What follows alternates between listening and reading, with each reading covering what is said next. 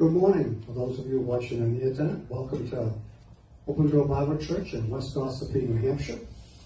We are in 1 Corinthians chapter 10 this morning. Now, this will be yet another chapter about food offered to idols. Now, I'm pretty sure eating food offered to idols is not a problem for anybody here. So there's probably some bigger underlying principle the Apostle Paul was trying to tell us. But remember, in his day, in his culture, this was a very real problem. And he deals with it in very real terms. He's trying to help people. He's trying to help believers. He's trying to help believers not to offend other believers. He's trying to help them not to offend unbelievers. So part of what he's getting at is how not to be offensive. That's something we need to work at. Some of us are offensive automatically. Some of us have to work at it. By the way, if you're here and I have not offended you yet, give me time. I will. Okay? That's the way it is. So we're going to do the first 5 verses. Paul's going to use an Old Testament story to help make his point. So he's going to talk about the Exodus. Remember, Hebrew people were slaves in Egypt. God sent Moses. God sent plagues. Moses kept saying, let God's people go. Pharaoh kept saying, heck no, you're not going anywhere. Well, eventually he lets them go. All right, verse 1. Moreover, brethren, I do not want you to be unaware that all our fathers were under the cloud. All passed through the sea. All were baptized into Moses in the cloud and in the sea. All ate the same spiritual food, and all drank the same spiritual drink. For they drank of that spiritual rock that followed them, and that rock was Christ. But with most of them, God was not well pleased, for their bodies were scattered in the wilderness. All right, so he's talking about these people as they left Egypt, as they walked through the Red Sea. I grabbed the wrong copy. Sorry, my fault. I don't know where the right copy is. All right, so he starts off, moreover, brethren. So he's carrying on the subject he started in chapter 8, continued in chapter 9, and now continues in this chapter. What should the Corinthian Christians think and do in regard to meat which had been sacrificed to idols? Back in 1 Corinthians 8, Paul established 2 principles. First of all, an idol is really nothing. It was wood. It was stone. It was nothing. It was not alive. It had no power. So it was fine for the Corinthian Christians who understood this to act according to this knowledge. Now, the second thing he taught them overrode the first. The second one is Christian love is more important than knowledge. So even though I may know eating meat sacrificed to an idol is all right for me, if it causes my brother to stumble, I won't do it. I won't do it because it's the loving thing to do. Paul says love for the brother always comes first. Now, in 1 Corinthians 9, Paul showed how important it is for Christians to give up their rights.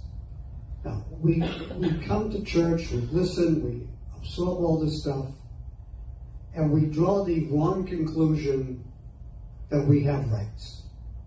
Folks, we got no rights. What God gives us is privileges. He gives us opportunities. We got no rights. So the minute you find yourself arguing with another Christian because you think somebody's violated your rights, you're automatically wrong because you don't have any rights. Let's stop thinking that. All right?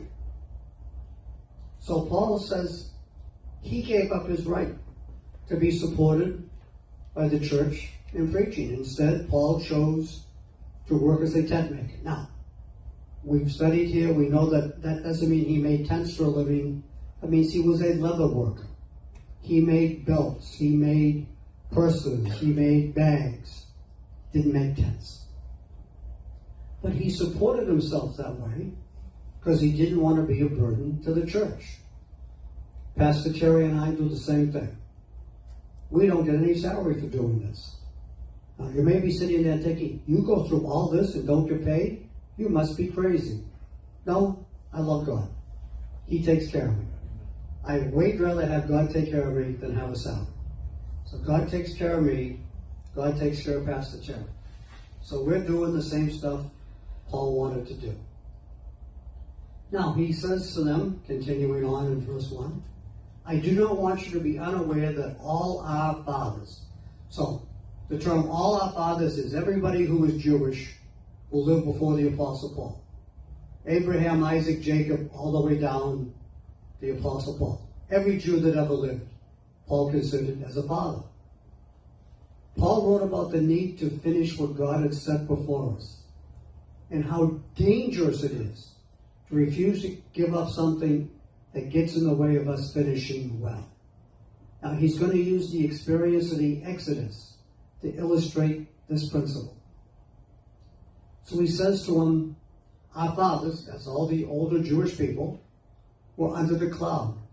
That cloud refers to the Shekinah glory of God. That cloud overshadowed Israel throughout their journey from Egypt to the Promised Land. How long did it take them to get from Egypt to the Promised Land? 40 years. 40 years. How long should it have taken them? 3 days. Maybe 18 days. They had a lot of people in livestock. Shouldn't have taken them 40 years. Now, I don't want to retell the whole story, but they got to the edge of the Promised Land. They sent a bunch of spies in. They sent 12 spies because there were 12 tribes. 10 spies came back and said, oh, we're way over our head. We can't do this. Let's go in the other direction. They said, by the way, there's giants in there. They're going to eat us up and spit us out. 2 guys said, God's bigger. God's able. Let's go in today. They took a vote.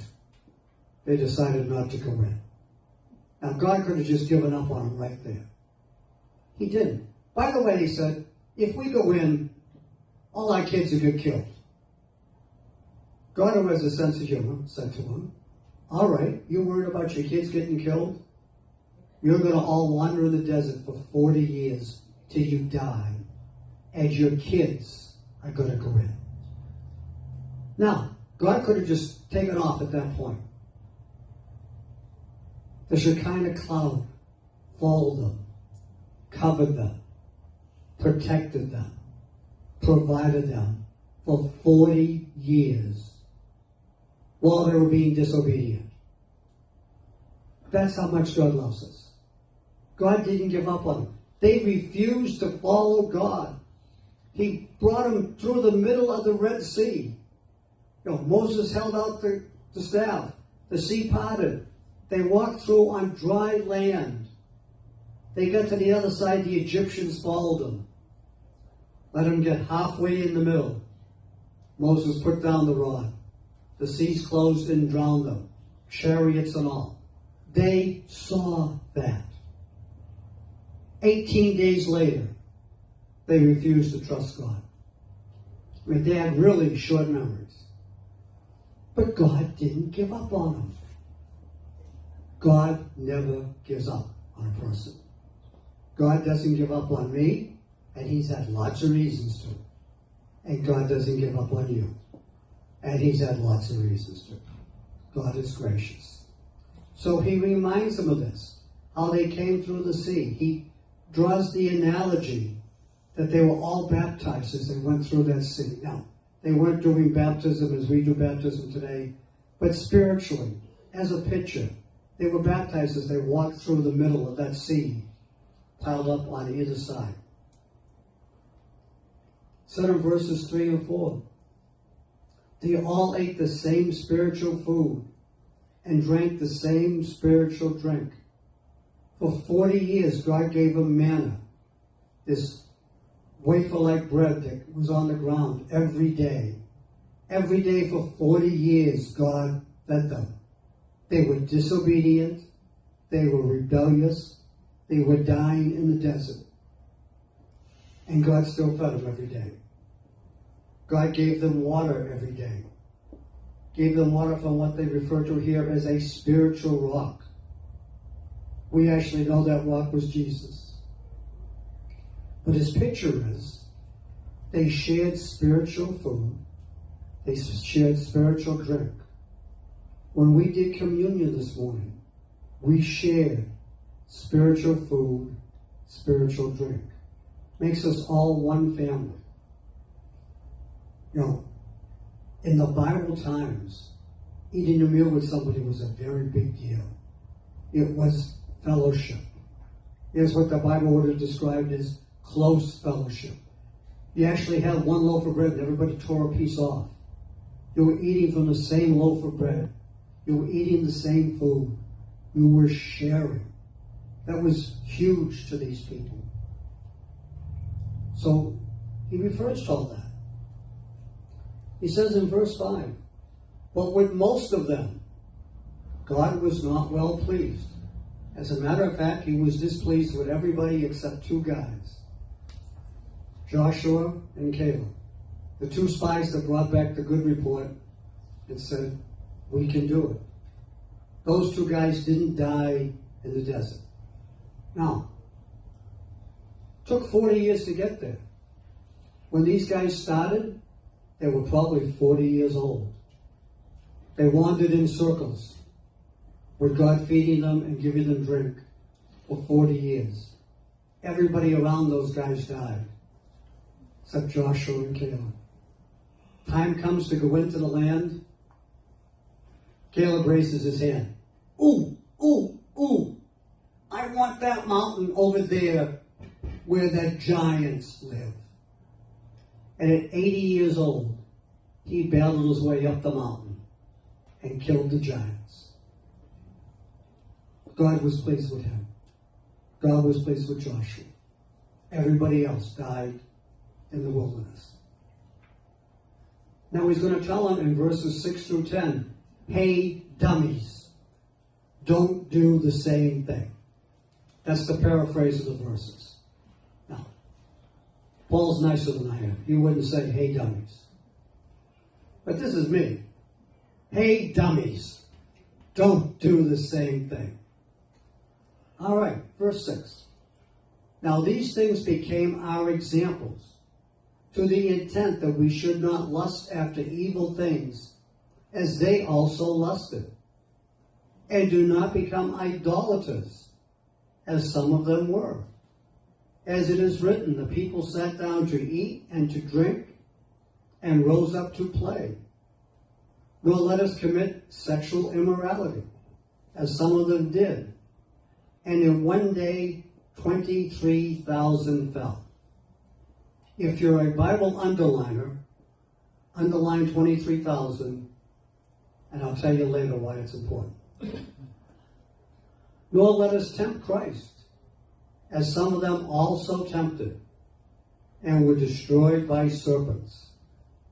Nor complain, as some of them also complained, and were destroyed by the destroyer. Now, all of these things he's just listed would have been familiar to the Hebrew people.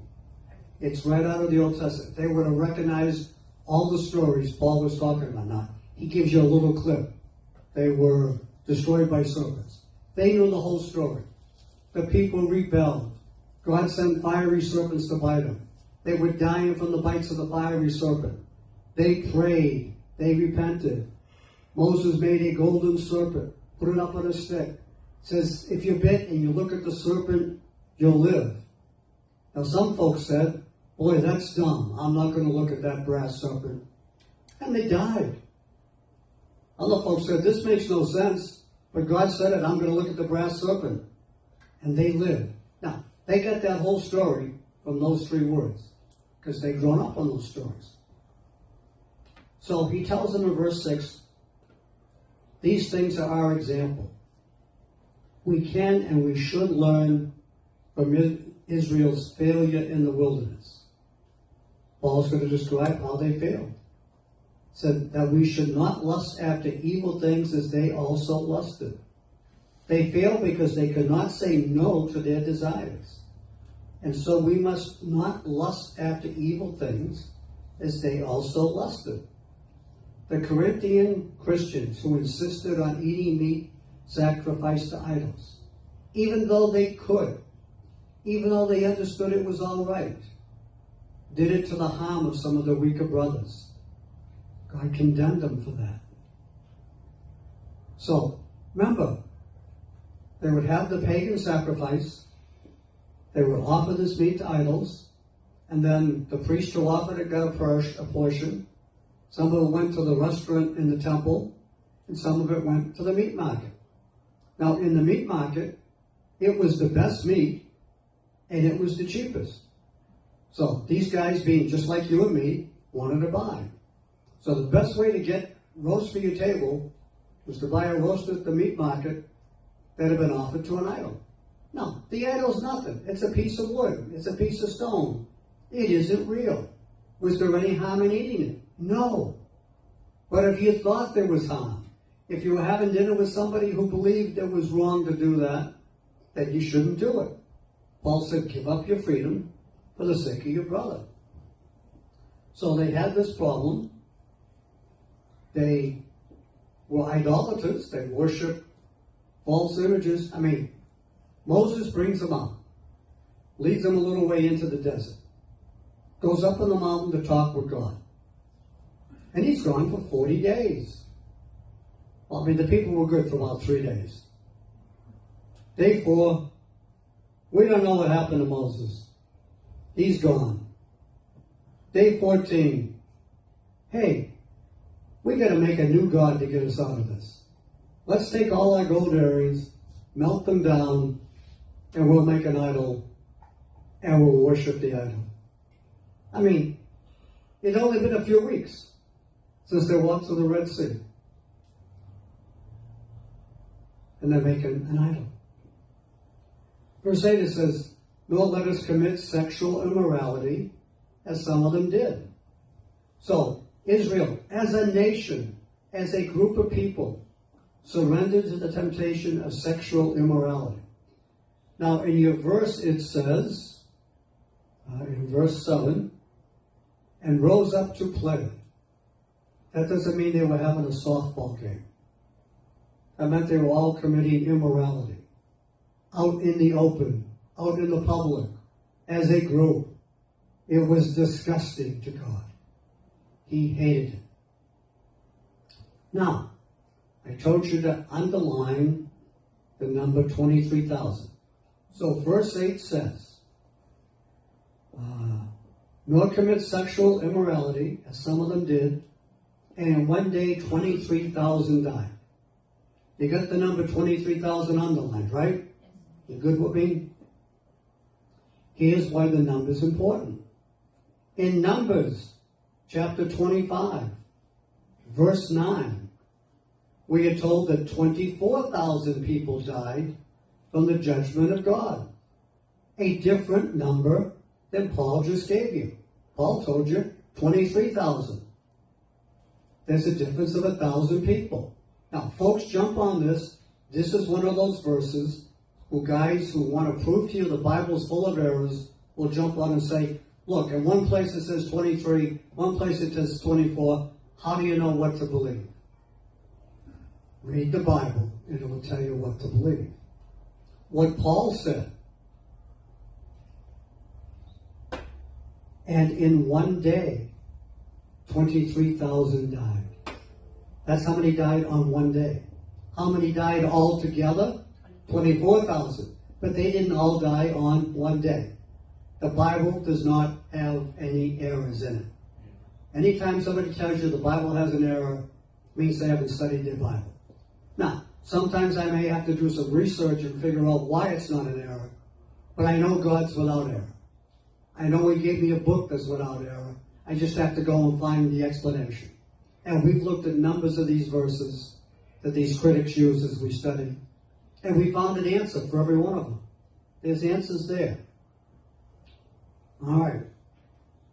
Verse 9. Nor let us tempt Christ, as some of them also tempted and were destroyed by serpents, nor complain. They were complaining about Moses. They wanted to fire Moses. You don't get to fire God's guy. God picked Moses. There's no getting rid of him. A bunch of people died. In fact, the earth opened up and swallowed them. Right on the spot. So, he's showing you all these things he hated. Verse 10, and were destroyed by the destroyer. So, these Christians in Corinth thought that because they were saved, thought that because they were baptized, they could pretty much do anything they wanted and get away with it. They looked at this idea that Paul was talking about of eating meat sacrificed to an idol and it being a stumbling block to their brothers. They looked at that as a little deal. God looked at it as a big deal. All right, verses 11 through 13 is a summary of our lessons from Israel's history. Now, all these things happened to them as examples, and they were written for our admonition, upon whom the end of the ages is come. Therefore, let him who thinks he stands take heed, lest he fall. No temptation has overtaken you, such as is common to man. But God is faithful, who will not allow you to be tempted beyond what you are able. But with the temptation will also make the way of escape, that you may be able to bear it. Now, I understand this was written in Greek originally. It was translated. I understand some of you may have trouble, so let me help you understand it. Where it says, God is faithful, that means God is faithful. It says he will not allow you to be tempted beyond what you are able. Do not come into my office, tell me a sad story, and then say to me, but you don't understand, Pastor. I wasn't able to resist. That's a lie. You were able, you didn't want to. God said, you're not going to be tempted beyond what you are able. God also says, but with the temptation will also make a way of escape. When you're tempted, when you're about to give in, when you're about to do something that you know deep down inside is wrong, God will make a way for you to escape. Here's the problem. You got to look for the door. You got to find the way of escape.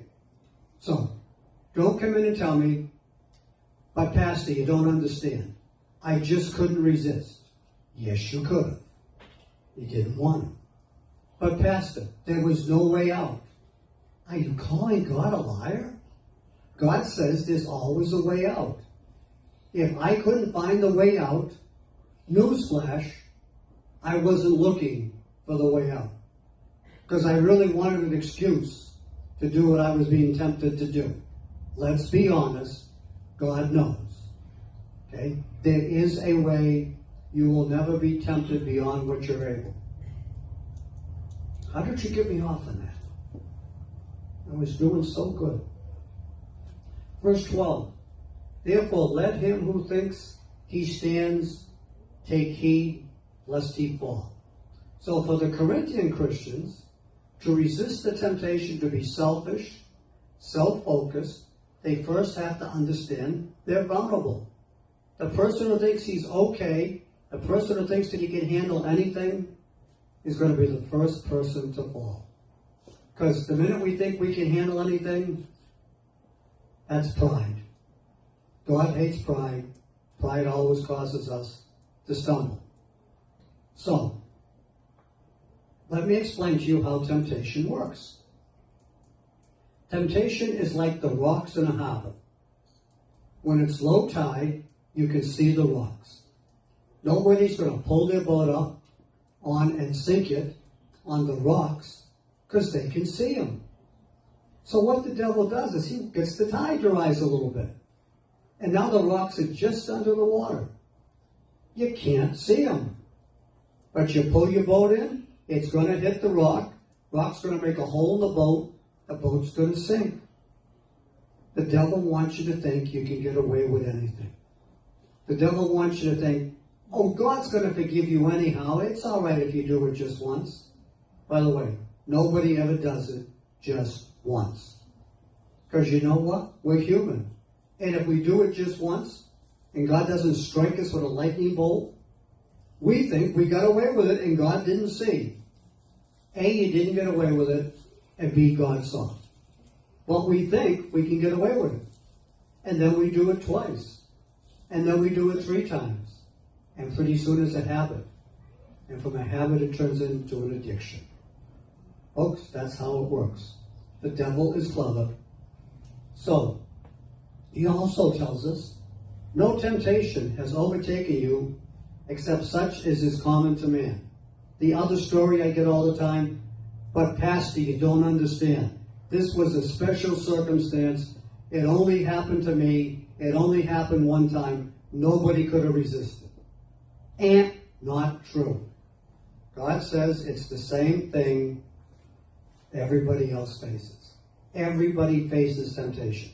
The devil lies to you and says, this is a special case. God will make a special exception. I get news for you. God's not in the special exception business. There are no special exceptions. Sin is sin. Wrong is wrong. Knock it off. Because you're not going to get away with it. We will pay. All right. God is faithful.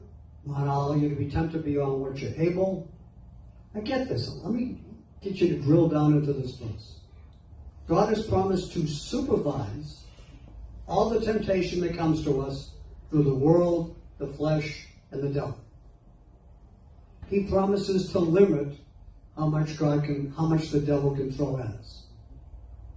Remember Job? The devil wanted to kill Job. God said, nope. You can make him sick. You can touch his finances. You can take his kids. You cannot kill Job. God put a limit on it. Now, Job's very spiritual wife came to Job as he's going through all this and said, why don't you just curse God and die? Job never cursed God. And when God restored Job, he got twice as much of everything as he had before the devil attacked him. Now, twice as much of everything. Now I want you to think about Mrs. Job, who said to him, curse God and die. Job had a bunch of kids. Job had 14 kids. Mrs. Job had another 14 kids. And you say, wait a minute, Pastor, you told me twice as much. She should have had to have 28 kids. No, she had 14 kids because he's got 14 kids here alive and he's got 14 kids in heaven. But he's got twice as much. But Mrs. Job went through labor another 14 times. Perhaps she shouldn't have said to him, curse God and die. Unless you really enjoy having 14 babies. I'm not a lady, I don't know. All right. Verse 14, he comes back to the eating meat thing again. Therefore, my beloved, flee from idolatry. Now, remember, this was written in Greek. It's converted to English, so we missed some of the nuances. So if you were to read it in the original language, we get, therefore, my beloved, flee from idolatry. In the Greek, it would have read, therefore, my beloved, flee from the idolatry. Which idolatry is Paul talking about? Eating meat sacrificed to idols. He's saying, hey, that makes you part of the process. And I will explain that. So, these guys had liberty. They understood that an idol was nothing. It was a piece of stone. It was a piece of wood. wasn't real, had no powers, couldn't hear prayers, couldn't answer prayers. It was just a dumb statue. So they knew it was okay to eat meat offered to idols. But think about all those people who grew up in that town doing idol worship, who've now gotten saved. Idol worship means something very different to them than a metro person who had never worshipped an idol. So he talks about this temptation. Now, the real problem is not that they bought the meat in the meat market. The real problem is they went to the temple and ate the meat in the temple restaurant. Okay? Now they're partaking with idols. But it's way bigger than that. But we got to think. So here's where you got to use your Bible knowledge. Let's understand what Paul is really bent out of shape over. All right, I'm in Corinth. I get the pagan temple up on the hill. There's a restaurant in the temple. You can go into the restaurant in the temple and eat with the idol worshippers, the meat that was offered to idols. Now, is it wrong to eat that meat? No. It's wrong to hang out with idols and worship. If somebody walking by, a weaker brother, somebody who used to believe in idol worship, sees you, then they're all confused. That still isn't the biggest part of the problem. All right. I have an adult audience. I can do adult stuff. How do we support the temple? How did the temple pay the bills? Sacrifices. No. Temple prostitutes. Paul talks about temple prostitutes over and over. There were 400 women who offered themselves as prostitutes, and the money they got paid went to the temple. That's why they were called temple prostitutes. Well, if you're sitting in the restaurant in the temple, who do you suppose is going to walk over and talk to you? A temple prostitute. Should you be there where they can talk to you? No, because you're going to give in. You're going to get tempted. Paul's saying, get away from this stuff. Yeah, you get a right. Give your right up and take the high road. Folks, we always need to take the high road. I was trying to explain a decision to somebody this week, and I talked with them about, as Christians, I can see more than one way to do things. My obligation is to take the high road, to take the road that brings the most glory. Not to say, and this is what many Christians say, how much can I get away with before God zaps me? That is not the decision-making process for a Christian. Now, I've had folks in my office tell me, Pastor, I'm afraid about how much I can get away with before God gets upset at me. Don't take that route. Take the high road. What's the thing God would like me to do? And do that. The high road, not the low road. All right. So, now he's going to explain in verses 15 through 22 why what goes on at the temple isn't as innocent as it may seem. Verse 15. I speak as to wise men. Judge for yourselves what I say. The cup of blessing which we bless, is it not the communion of the blood of Christ? The bread which we break, is it not the communion of the body of Christ? For we, though many, are one bread and one body. For we all partake of that one bread. Now, we did communion this morning. This is talking about communion. Now, remember when they did communion, they had this great big piece of unleavened bread. They would tear a piece off and pass it to the next person. He'd tear a piece off, pass it to the next person. They'd all eat from this one loaf. Now, you all got a little piece of cracker this morning.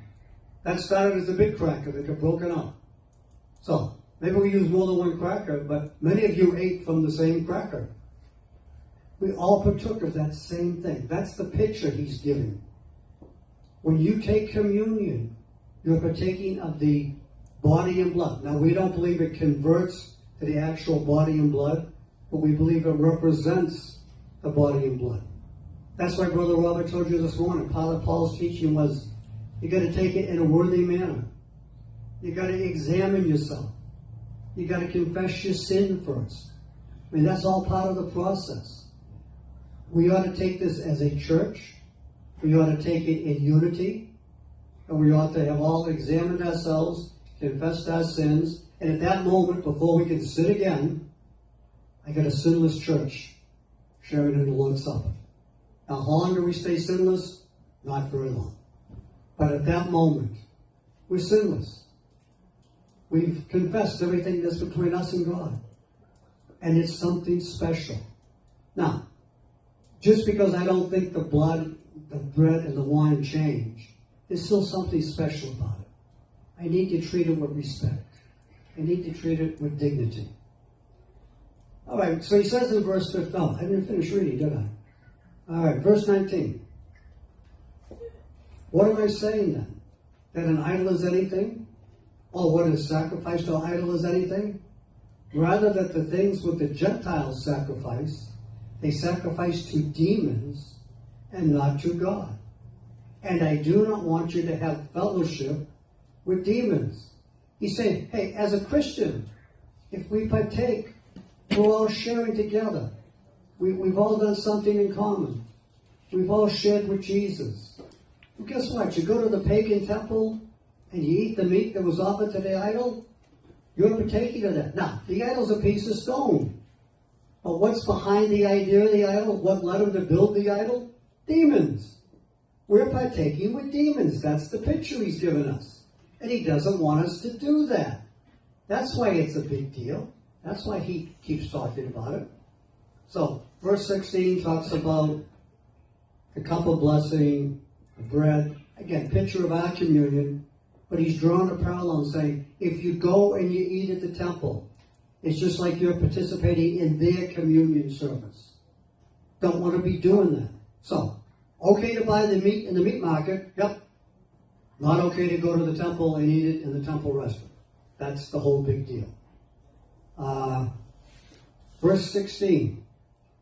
I'm going to find, that's the one I want. All right, verse 17. For we, though many, are one bread and one body, and we all partake. So that word partake in English comes from, in Greek, the word koinonia, which is often translated communion. It's also often translated fellowship. Paul says, I don't want you to have communion. I don't want you to have fellowship with idols. You're supposed to flee from that stuff. You're supposed to go in the opposite direction. I don't care if it's cheaper to eat in the temple restaurant than it is at McDonald's. Don't do it. It's not about the money. It's about the picture. Now, in the ancient world, to eat at the same table with somebody indicated a close friendship and fellowship with that person. Now, we have that closeness as a church where we share communion. But if you shared a meal in the idol of the temple, you're doing that with the idol, which we know is nothing but wood or stone. But what's behind that is a demon that caused them to believe in that. You're partaking of a meal the demon set up. God doesn't want us to do that. So he goes on and says in verse 19, idol is nothing. Stuff sacrificed to idols is nothing. But he says, demons are behind it. And I don't want you to cooperate. I don't want you to partake. Now, he makes it real clear in verse 21. This is the hey dummies verse. Hey dummies. You cannot partake of the Lord's table and the table of demons. Now, what were they doing? They went to early morning service at the Corinthian church. So they're at the 9:30 service. They've had communion at the 9:30 service at the Corinthian church. They now go to the 11 o'clock service at the temple so they can eat in the temple restaurant. And they're partaking of the Lord's table and the demon's table on the same day. God says, knock it off. It's wrong. That's what Paul's caring about. It's wrong. Verse 22, he says, don't provoke the Lord to jealousy. And so you got the dummy part. Are you stronger than God is? Heck no. So don't do this. So now he's done all this talk about the meat, the temple. He's now going to give you the principle. Verses 23 and 24. All things are lawful for me. Please get the next part. But not all things are helpful. All things are lawful for me, but not all things edify. Let no one seek his own, but each one the other's well-being. It's not about me. It's about them. It's about everybody else. My world is not supposed to revolve around me. My convenience, my wants, my desires, my pleasures. Now, can I do that? Yes. But I'm supposed to be answering to a higher calling. I'm supposed to be taking the higher road. I'm supposed to be focused on others. It's really hard to be effective ministering to others if my focus is on nothing but me. Paul's saying, stop being so selfish. Stop being so self-centered. Just because something is permitted does not mean it's beneficial. Now, the Corinthians were asking the wrong question. They would say, is it legal? Can I get away with it? Will it harm me? What they needed to be asking is, how does it affect my brother? What does this do to them? That's not what they were looking. Again, because something is permitted does not mean it's beneficial. These Corinthians did not seek helpful things or things that would edify. Instead of wanting to go forward with Jesus as much as they could, they wanted to know how much they could get away with and still be a Christian. That's the wrong approach. It is not about how much I can get away with. It's about how much I can serve the Lord. Now, just because something is fine for me does not mean I should do it. My own rights, or what I know to be permitted, are not the standards. I've got to look out for my brother. Now, I've told you before, I will repeat it. I used to have a pastor whose motto was, others may, I cannot. So what he's saying is, I'm taking the higher standards. Now, when he used to say this to me, I was in a church that had a Sunday morning service and a Sunday night service. You just went to Sunday morning service and Sunday night service. Brother Robert probably grew up like that. All right, now, can I go to a ball game on Sunday afternoon and not get back in time for church? I can, but it's better if I be at church. So I take the high road. Now, can people do that? Yes. I can't do it comfortably. It would bother my conscience. I'm not supposed to do stuff that would affect my conscience. All right, so verses 25 through 30, he breaks it down and tries to make it practical. What he's trying to do here is answer all the questions. Remember, he wrote this letter answering a list of questions they sent to him. So here's his way of walking through the list of questions. This is principles for dummies. All right? Verse 25. Eat whatever is sold in the meat market, asking no questions for conscience sake. For the earth is the Lord and all its fullness. If any of those who do not believe invite you to dinner, and you desire to go, eat whatever is set before you, asking no questions for conscience sake. But if anyone says to you, this was offered to idols, do not eat it for the sake of the one who told you, and for conscience sake. For the earth is the Lord and all its fullness. That's the second time I've heard Paul say that in these verses. Conscience, I say, not your own, but that of the other. For why is my liberty judged by another man's conscience?